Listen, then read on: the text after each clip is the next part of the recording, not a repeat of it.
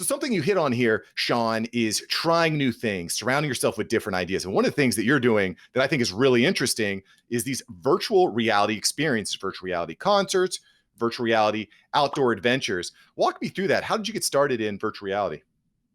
I've always been fascinated by like the next technologies that are coming. And even when I was a kid, there was what was it, Virtual Boy? I think Nintendo put out this thing. I remember I saw in Toys R Us once, but they had to pull it within months because it like damaged your eyes. It wasn't ready for prime time yet. Um, and so and the technology of looking into something and seeing a three-dimensional object or hologram or scene has been in movies and all the rest of this stuff for a long time. So as soon as I could experience it myself in the early 2010s as a consumer, I was into it. And low tech, but surprisingly good even then. And ever since I could afford to be a creator in the VR space, when the cameras really came online that do monoscopic and stereoscopic 360 and VR video, not just pictures, which came first, but video at a decent frame rate, I'm just like, yeah, let's do this.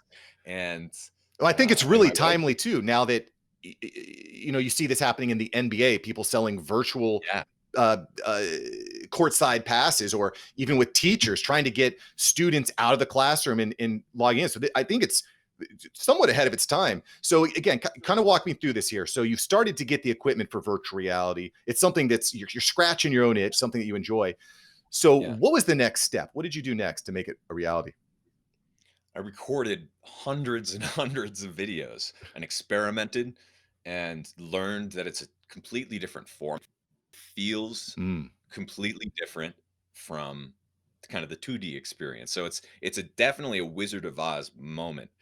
But with VR, there's a really interesting thing that you experience that's called presence, or it's often referred to as presence, that you just don't get. Talking to you, we obviously can connect, we can see images of each other right now, but it doesn't feel like we're standing in the same room. Right. When someone's all up in your grill, even if it's a totally made up, like person that doesn't exist, that logically could never exist, as soon as it's right here on your face, you will remember it in your dreams. You will feel like you were there, for better or worse, right? Mm. So I also see this as being, I tried some experiences early in VR that are more just like horror based or like based on a thrill, and that sort of cheap thrill will affect you in a negative way and could be used for much worse. VR is already being used for training for quarterbacks and pro sports, all the rest of it. So it's much more of a like simulation of reality Yeah. than any of this. And it's so important, I think, that we get a good hold on how to use this responsibly now.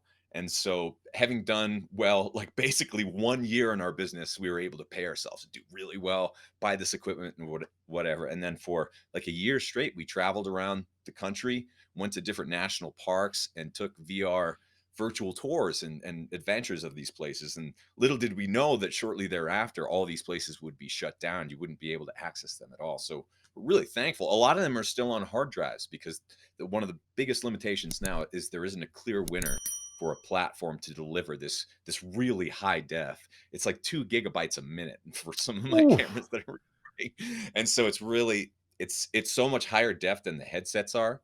And the headsets kind of suck, right? Because we're just not there yet. But as soon as there's a decent goggle that's more like glasses that doesn't take up your whole face and sag off of it and have this weight and heft and all that, as soon as we're there, it's going to take off like crazy. And we need to be ready for that. Yeah, no, so I think it's a really, really exciting thing that people are trying to figure out. And for anyone who's not familiar with like all the bandwidth issues there, 2 gigabytes a minute is pretty nuts. That's about 30 to 50 Nuts. times what one of my 30-minute YouTube videos is calculating. That's certainly going to be It's a lot of SD cards. that's a lot of freaking SD cards. You're going to have to be paying. Dropbox is well positioned. Let's put it that way. They are Dropbox is well positioned. indeed. So this is really interesting. I'm kind of curious. What was like your most popular VR experience? And quite frankly, where can we get that? Because I'm stuck at home. There ain't nowhere to go. Where can I get this amazing experience at? And what was your favorite? Yeah. Well, I did some improv music videos where I made fun of Facebook for taking for basically censoring and selling our faces. I made fun of Apple for taking away the headphone jack. I made fun of the Genius Bar, just in these like ridiculous, made up improv music video live looping circuses, kind of just like version. And so I went to the absurd side there, and that was my most fun, just making fun of those big technocrats and companies that were already censoring us back then. But then the when we went to Yellowstone, we were anyone who's ever been there has probably been stopped by buffalo, by bison that are just roaming the right in front of you, like blocking all the cars and all of this. And so we were stuck in a couple of bison jams that were just totally solid. And I got the cameras out and we recorded it in two different types of 360 VR. And you can find those actually on my YouTube channel, which is Fat Burning Man or Abel James. If you just scroll down to the main page, I have a ton of them on there, but also on abeljames.com. And it's tricky though, because it's hard to access it through a headset there, but Right. you really want to watch through a headset because it's just next level.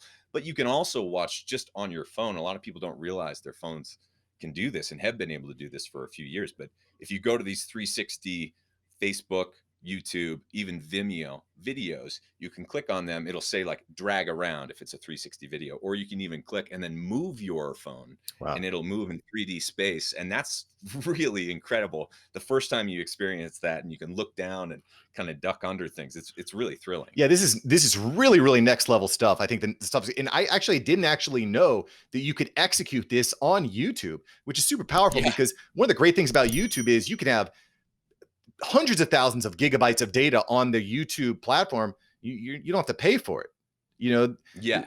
this is Well, really but really you interesting. could disappear at any moment, but Well, you yeah. also don't have to pay for the hosting. Thank you so much for watching. I'm glad you enjoyed this episode. I've got several other episodes right here for you. Smash one of these videos to make sure that you don't miss out on the tips, tools, and tactics of industry experts. Let's take that side hustle full time. Smash one of these links.